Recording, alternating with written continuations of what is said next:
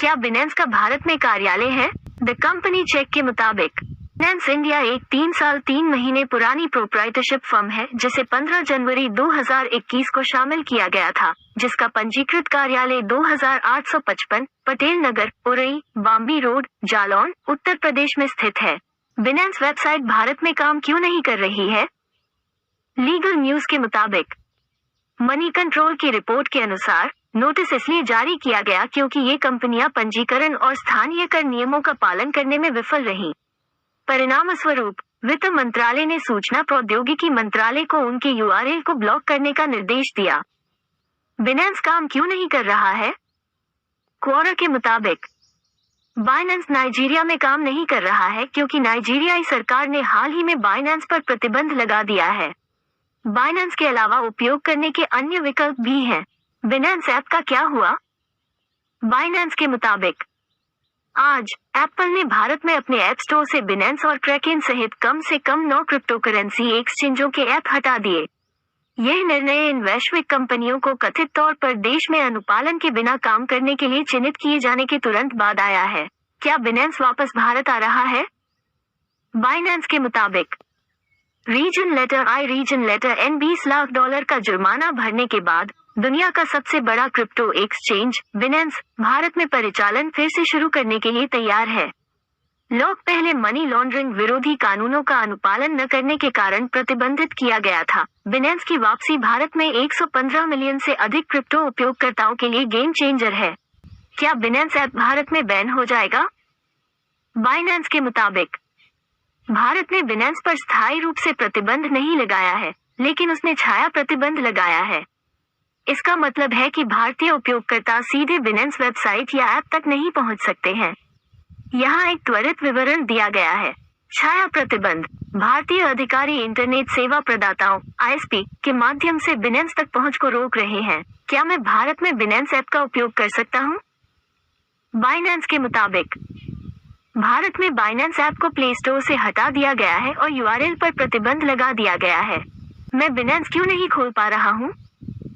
Quora के मुताबिक Binance माल्टा में स्थित है और इसकी सेवाएं उन देशों तक सीमित हैं जिनका वे आधिकारिक तौर पर समर्थन करते हैं। इसका मतलब ये है कि यदि आपका देश समर्थित देशों की सूची में नहीं है, तो आप बिनेंस पर खाता नहीं खोल पाएंगे। क्या बिनेंस भारत में पंजीकृत है? बाइनेंस के मुताबिक एक प्रमुख विकास में बिनेंस ने वित्त मंत्रालय की वित्तीय खुफिया इकाई के साथ पंजीकृत इकाई के रूप में भारत में अपनी वापसी की घोषणा की है। भारत में कौन सा क्रिप्टो ऐप कानूनी है? हिंदुस्तान टाइम्स के मुताबिक कॉइनस्विच भारत में सबसे सुरक्षित घरेलू क्रिप्टो एक्सचेंजों में से एक है।